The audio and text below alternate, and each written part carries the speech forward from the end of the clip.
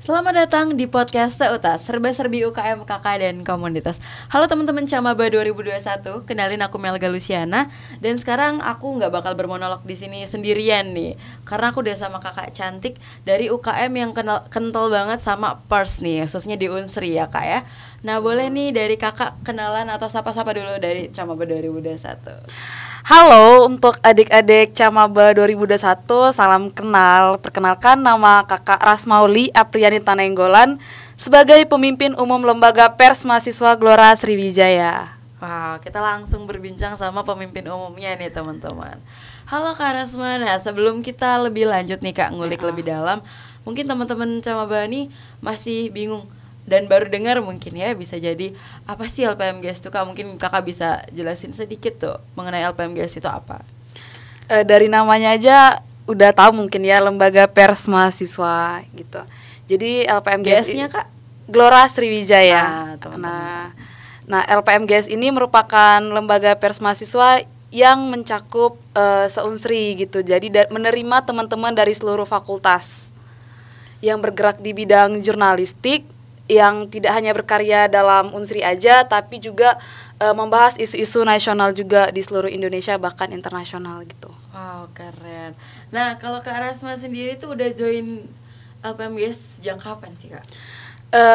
Kakak join LPMGS itu inget banget, pendaftarannya itu mulai dari bulan 9 kalau nggak salah 2018. Jadi udah dari maba banget sampai sekarang udah hampir penuh 3 tahun. Wow, emang udah cinta banget sama LPMGS itu udah niat ya Kak? Iya, udah emang niat. dari maba tuh udah ada ketertarikan lebih sama hal-hal yang berbau jurnalistik. Iya, betul. Dan kebetulan itu langsung jatuh cintanya pada LPMGS gitu, langsung ke tingkat univ nih. Wow, untuk teman-teman maba ya, aku tuh bener-bener kayak wow banget sih sama maba tapi yang udah langsung mainnya tuh tingkat univ gitu untuk organisasi gitu. Jadi kan langsung dapat teman-teman dari banyak fakultas, betul kayak banget. gitu. Itu keren banget. Nah, kakak sendiri kenapa sih Kak tertarik di waktu maba itu ya? Kenapa tertarik di LPMGS sendiri? Dulu ceritanya itu waktu di auditorium tuh pertamanya. Terus ngeliat kan tampil beberapa UKM UKK. Nah, yang paling menarik perhatian tuh dulu awal-awal maba itu kakak tuh tertarik banget buat jadi reporter pertamanya. Karena pengen aja kayak Najwa Shihab gitu kan dulu. Terus tertarik dari situ karena mereka menampilkan kayak reporter, kayaknya asik nih gitu. Kebetulan suka hobi jalan-jalan juga. Jadi kalau misalnya reporter kan suka jalan-jalan kesana kesini, ketemu orang baru dan lain sebagainya. Terus waktu dikasih tahu itu cakupannya juga se-universitas. Jadi semakin kayak asik nih, dapet teman-teman dari berbagai fakultas gitu. Punya teman-teman dari FKM, padahal kita jauh di sini, visip di sini gitu kan. Ujung-ujung. Ujung-ujung. Terus yang satu hal yang semakin jatuh cinta waktu masuk itu, pertama itu aku dulu suka baca gitu kan. Nah, tapi lama-lama mulai menurun tuh tingkat rajin membacanya. Tapi waktu mulai di LPMGS itu kayak lebih mewajibkan diri tuh supaya peka dan rajin lagi membaca, rasa keingintahuan tambah. Kan kita sebagai mahasiswa tuh penting banget tuh rasa keingintahuan yang semakin tinggi. Jadi di situ tuh semakin buat jatuh cinta aja, karena hal-hal positifnya itu banyak banget kembali ke diri sendiri gitu. Makanya jadi betah banget. Benar banget. Tadi berarti setelah join LPMGS sendiri teman-teman pastinya bakal banyak mengkaji sama teman-teman ya, apa yang lagi hype dan lagi banyak diperbincangkan tentunya. Dan untuk teman-teman yang kayak masih bingung, kayaknya aku kurang kritis deh sama hal-hal yang lagi banyak diperbincangkan tadi. Tapi ternyata setelah join LPMGS tuh teman-teman bakal increase your curiosity ya. Karena itu penting banget sih untuk mahasiswa gitu ya. Untuk menambah rasa ingin tahu teman-teman yang bukan hal-hal yang cuma viral atau drama aja, tapi untuk kayak di isu-isu kampus khususnya sih yang paling deket lah ya dari mahasiswa. Itu yang biasanya dikaji mungkin dari sama teman-teman LPMGS. Nah, itu tadi mungkin sedikit banyak ya tentang lika-liku kakak kayak kenapa sih bisa join LPMGS. Nah, aku mau tanya nih Kak kan dari maba. Nah, untuk sekarang juga kakak tadi pemimpin umum gitu kan. Nah di balik LPMGS itu sendiri kak, apa aja sih kayak susunannya? Kalau teman-teman lain kan ada presiden, ada yang direktur. Nah kalau di balik setelah pemimpin umum tuh ada apa aja sih susunan organisasinya? Kalau di GS itu sendiri ada kayak 3 tahapan sih. Yang pertama pimpinan, yang kedua BPH, yang ketiga baru jurnalis. Gitu. Jadi bisa dibilang naik per tahapnya itu sesuai dengan angkatan masuknya gitu. Kalau kakak sendiri kebetulan angkatan 20.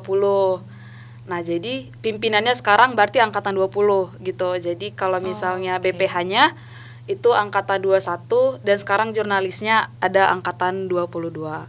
Oh gitu ya berarti. Iya. Oh paham. Berarti per angkatan itu kayak tiap batch itu ada kedudukan masing-masing gitu, nantinya akan naik. Iya, gitu. Yang akan naik gitu. Karena kan setiap tahapan itu nanti belajar dari bawah dulu gitu kan. Benar. Belajar dari bawah, terus nanti naik dari BPH, mulai mengenal dan memanajer kayak adik-adiknya, tapi juga kayak mengkomunikasikan ke kakak-kakaknya gitu, yang dari pimpinan.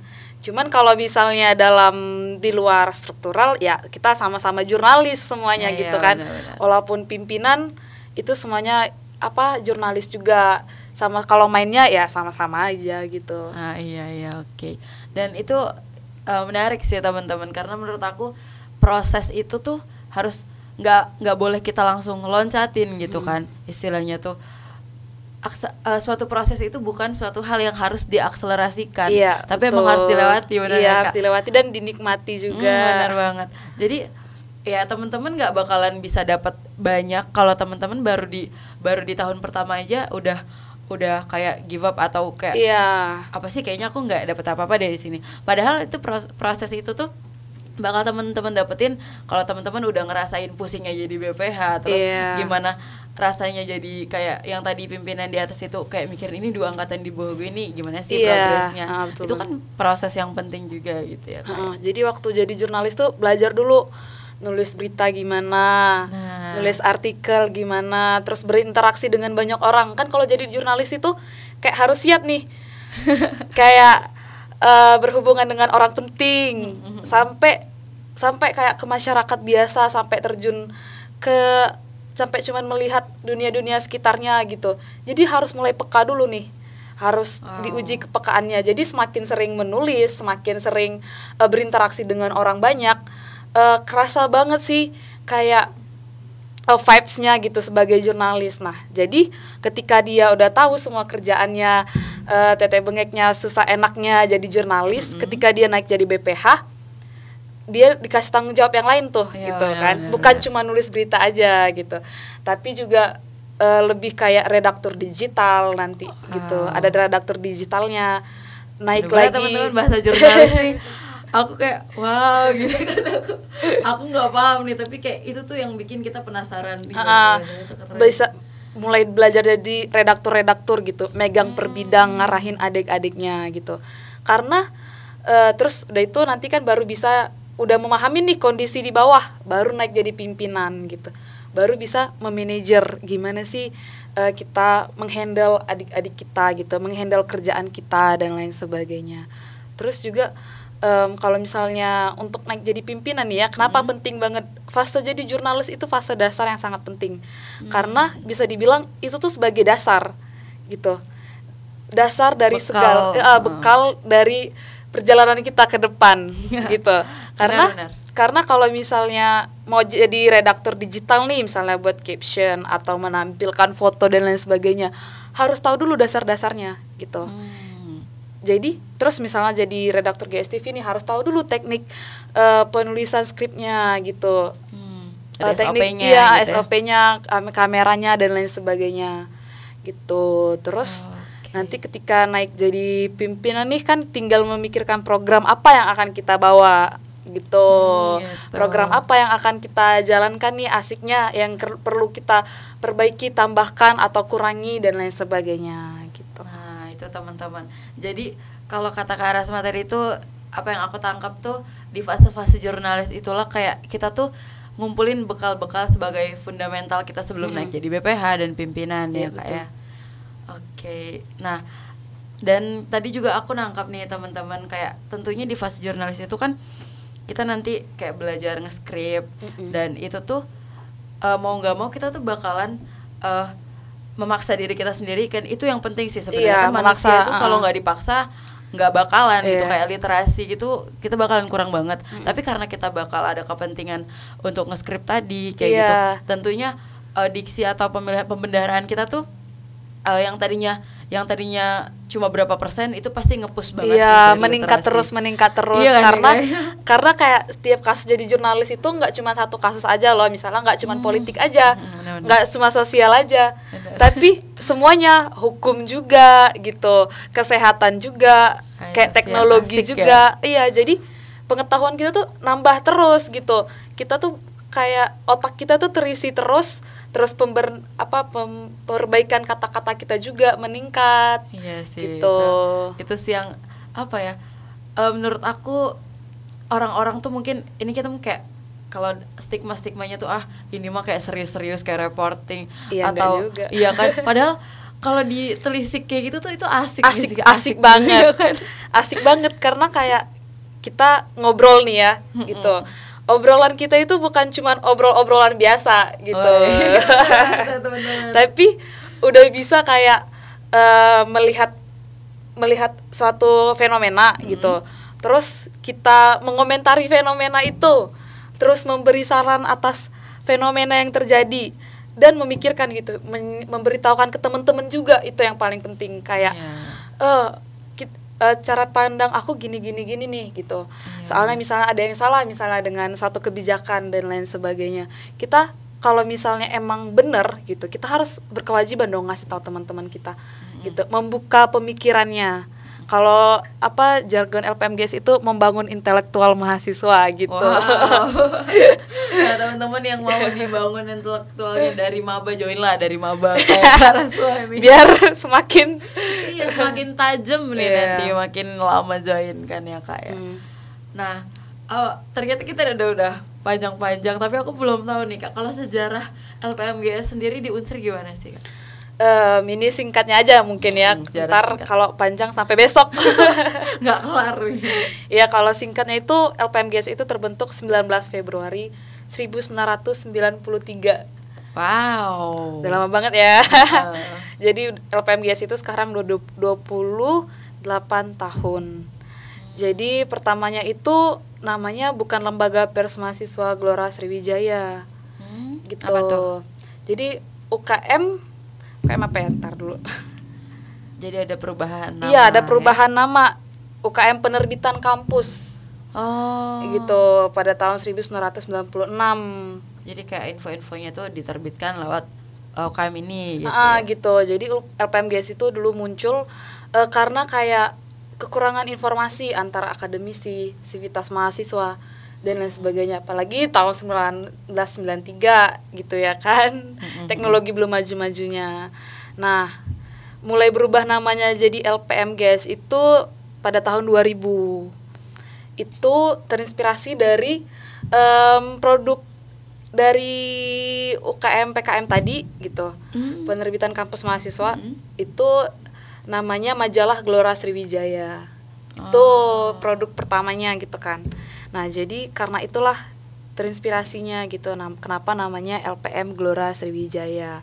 Apalagi kan cakupannya nih luas nih ya, per fakultas ya, semua fakultas gitu. Keren. Gitu. Jadi sejarah singkatnya kayak. Nah, kalau kan Kakak nih join dari maba nih kayak. Itu pasti banyak banget kegiatan yang seru banget, apalagi kalau offline. Nah, coba Kakak boleh nih sharing ke teman-teman Camaba, apa aja sih kegiatan di LPMGS tuh dari waktu offline sampai daring gini tuh apa sih kegiatannya? Kalau offline sebenarnya seru banget nih. Pasti sih. Karena kayak kalian bakal menemukan sesuatu yang kayak kalian kaget gitu. Kenapa? Pertama yaitu pelatihan jurnalistik tingkat dasar nih ya. Sebelum masuk ke LPMGS itu harus ikut pelatihan jurnalistik tingkat dasar. Jadi itu nanti kayak tiap tahunnya ada temanya sendiri-sendiri gitu. Pelatihan jurnalistik tingkat dasar tuh disingkat jadi PJTD. Nah, itu nanti ngundang jurnalis-jurnalis profesional gitu. Wow. Bisa dari fotografi, kepenulisan reporter juga dan lain sebagainya. Nah udah itu lanjut magang. Ada sesi magang. Ada magangnya. Untuk resmi jadi jurnalis harus magang dulu. Karena setiap berita dan tulisan yang terbitkan itu kan kita mempertanggungjawabkannya nih gitu. Berat itu. Jadi setiap informasi yang keluar kita harus belajar dulu beberapa hal seperti etika pers dan lain sebagainya. Itu ya singkatnya. Nah udah itu kalau dulu itu ada namanya prapelantikan. Prapelantikannya itu kami ke gunung biasanya. Wow, ini cocok banget untuk teman-teman Camaba yang suka travel nih. Karena kebetulan anak GS itu suka travel semua, kayak suka jalan-jalan gitu. Tapi emang harus gitu nggak sih, kayak harus siap kalau misalnya harus reporting di sini, iya, kita sini. Iya, gitu. Harus siap Palembang, Indralaya, kemana gitu, Okay. Harus siap. Nah jadi ke gunung sih biasanya gitu. Nah itu yang paling menyenangkan sih, dan yang sebenarnya paling ditunggu-tunggu. Tapi sayangnya pandemi kan. Sayang banget. Ya jadi nggak bisa. Jadi prapelantikannya ya biasa aja gitu. Nah sebelum jadi jurnalis itu harus terbitin buletin dulu. Apa tuh? Buletin itu kayak kumpulan tulisan ya, kayak mirip artikel? Tabloid, iya, artikel juga, berita juga, cuman lebih ringan, lebih kayak lingkup kampus dan informasi ringan lah gitu, yang kayak dibaca sekali duduk bisa lah gitu, abis gitu, semuanya tuh nggak sampai 1 jam bacanya gitu. Udah itu baru naik, dilantik jadi jurnalis gitu. Nanti kalau jurnalis itu dapat ID pers kan, sama baru dapat ID pers, baru bisa dapat PDH gitu. Baru lanjut lagi udah jadi jurnalis. Iya. Jurnalis ada tuh kayak nanti lah kita cerita tentang apa PDH dan ID pers, nanti ada fakta-fakta uniknya. Wow, ini teman-teman Camaba pasti penasaran banget karena udah spoilerin. Curang nih Kak Rasa nih, ada spoilerin. Nah, kalau kita tadi udah bahas kayak kegiatannya, apalagi tadi dari waktu rekrutmennya atau gimana gitu. Tapi kalau proker unggulannya sendiri di LPMGS apa sih Kak? Kalau proker unggulan bisa dibilang unggulan semua ya. Nah, bener sih, bener. Keren. Jadi kalau proker unggulannya itu kalau untuk sekarang ya kita buat tabloid. Tabloid itu minimal tuh 2 kali setahun. Terus buat majalah juga. Udah buat majalah, sekarang itu ya buat lomba nasional, lomba kepenulisan nasional, sama seminar jurnalistik dan seminar nasional gitu. Kancanya nasional nih teman-teman, nggak main-main. Beberapa lomba. Kebetulan juga kalau misalnya tingkat univ ya gas aja lah nasional gitu ya kan. Soalnya teman-teman kita dari berbagai pers mahasiswa dari berbagai universitas seluruh Indonesia juga banyak gitu. Jadi karena kebetulan ini tingkat universitas, teman-teman dari berbagai, bukan cuman Unsri aja gitu, tapi berbagai fakultas di Sumsel sama seluruh Indonesia gitu. Oh iya, nanti kalau misalnya udah ikut PJTD tuh bisa ikut PJTLN. Apa tuh Kak? Pelatihan jurnalistik tingkat lanjut nasional. Wow. Itu ketemu sama berbagai teman-teman dari berbagai universitas di seluruh Indonesia. Nah itu bisa jadi mereka yang kesini atau kita yang kesana. Tapi itu lagi sedihnya pandemi ini gak asik banget ya gitu. Tapi ada secara online-nya sih, cuman vibes-nya aja kurang dapet. Karena kan kalau misalnya kita keluar dari Sumsel nih, atau mereka yang datang ke Sumsel nih kan rasa pengalamannya itu lebih ya, sharing-sharingnya itu euforianya tuh jauh gitu. Gitu sih. Aduh sayang banget ya. Iya. Itu tuh bisa jadi emang pengalaman banyaknya tuh banget di situ sih. Kayak prosesnya tuh yang benar-benar dirasain reporter di dunia nyata dan kayak dunia asli, benar-benar udah kerja tuh emang siap kesini, sering kesini ketemu banyak reporter lain. Itu yang dicari, padahal sayang banget nih karena banyak juga tuh banyak juga kayak yang bukan awalnya dari ilmu komunikasi nih ya gitu. Banyak yang dari fakultas FKIP tuh misalnya, atau yang dari ekonomi, bahkan ada yang kerja di pertelevisian gitu. Banyak yang jadi kakak-kakak yang jadi jurnalis juga. banyak yang gitu karena ya ke GS. Iya, tapi emang apa ya, teman-teman, aku yakin dari teman-teman Camaba 2021 juga, kalau emang udah ada bakat dan apalagi dia tuh minat. Sebenarnya minat aja tuh teman-teman tuh, kalau misalnya udah minat dan niat ya, minat dan niat itu tuh bisa, walaupun dari fakultas mana aja, tapi bisa jadi jurnalis yang profesional kayak. Bisa banget. Oke nih Kak, kalau dari proker unggulan tadi udah, aku mau tanya-tanya prestasi nih, karena ini udah lama banget kan LPMGS nih. Prestasi yang telah dicapai itu boleh dong Kak di-share ke teman-teman Camaba. Kalau baru-baru ini ya gitu, LPMGS itu meraih sebagai portal web terbaik se-Sumsel gitu. Kalau baru-baru ini. Sama kebanyakan sih ya, ini tuh prestasi-prestasi pribadi gitu. Banyak nggak tim gitu? Nggak tim gitu, karena kan kadang ada kayak lomba fotografi gitu, ada kepenulisan juga gitu. Tapi tetap bawa nama LPMGS. Iya, tetap bawa LPMGS. Sama kami tuh nggak ngelarang banget kalau misalnya bawa nama pribadi juga nggak apa-apa. Yang penting tetap berkarya gitu, dan tetap teman-teman itu tetap rasa ingin tahunya tuh semakin naik, meningkat gitu. Tapi menurut aku benar sih kata kakak tadi. Jadi kayak walaupun kita nih misal menang di suatu perlombaan, itu tuh tanpa kita, ini nih aku dari LPMGS, itu tuh secara nggak langsung pasti orang-orang tahu sih kalau dari ranah lombanya ini, apa yang identik sama itu tuh secara nggak langsung bakal membranding LPMGS sendiri gitu, tanpa kita menjelaskan gitu ya Kak. Oke, kalau kita masuk ke fakta-fakta menarik nih Kak, atau mitosnya juga nggak apa-apa. Kalau misalnya ada stigma-stigma orang terkait stigma buat LPMGS tuh, ya paling tadi kayak reporter nih pasti serius-serius terus, kayak fokusnya itu ke apa ya, ke liputan kayak gitu. Tapi boleh dong Kak di-share fakta menarik. Mitos-mitosnya ya sebenarnya ada nih mitos yang selalu kakak hadapin dari dulu sampai sekarang. Apa tuh Kak? Misal nih, kalau mereka tahu nih kakak jurnalis gitu ya. Mereka tuh kalau ngomong sama jurnalis tuh kayak hati-hati banget. Kadang kayak hati-hati nih ada jurnalis, ntar kita dibuatin berita gitu. Gitu ya. Iya, kadang tuh kayak kalau misalnya ke Secret GS ntar banyak CCTV-nya gitu-gitu. Terekam dan lain sebagainya. Padahal tuh ya enggak juga gitu. Biasa aja, cuman emang indra jurnalis tuh lebih peka gitu, sama antara pendengaran, mata dan lain sebagainya, otaknya tuh kayak langsung lebih cepet aja nangkepnya gitu. Udah peka sampai ke DNA teman-teman. Jadi di situ aja sih kayak, terus apalagi ya, jurnalis tuh kayak banyak orang tuh kayak terlalu serius dan membosankan. Padahal itu ya itu tadi paling penting itu ada dinikmatin gitu. Dalam peliputan itu dinikmatin, ketemu orang dan lain sebagainya itu dinikmatin. Kadang tuh ada tuh kayak misalnya ketemu orangnya cuek dan lain sebagainya. Nah, itu kayak melatih diri kita gitu, gimana kita menyesuaikan dengan dia gitu kan, gimana caranya buat dapat informasi nih dari dia gitu.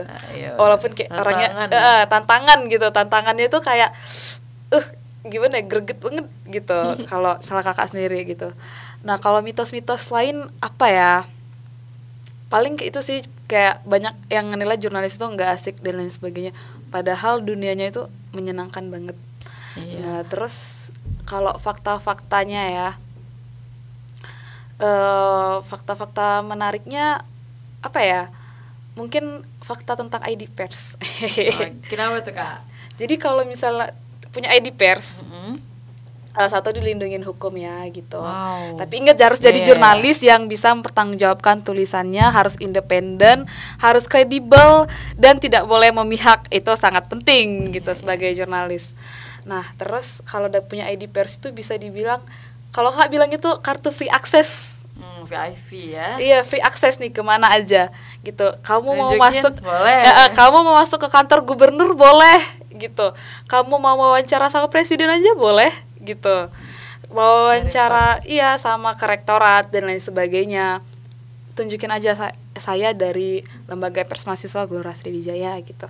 Mau wawancara apa, terkait masalah apa dan lain sebagainya. Banyak ketemu orang-orang penting juga gitu. Kayak dulu waktu Asian Games ya, di sini di Palembang. Itu ada yang wawancara juga sama peresmian LRT juga. wawancara sama menteri, kakak-kakaknya gitu, sama presiden langsung ada juga.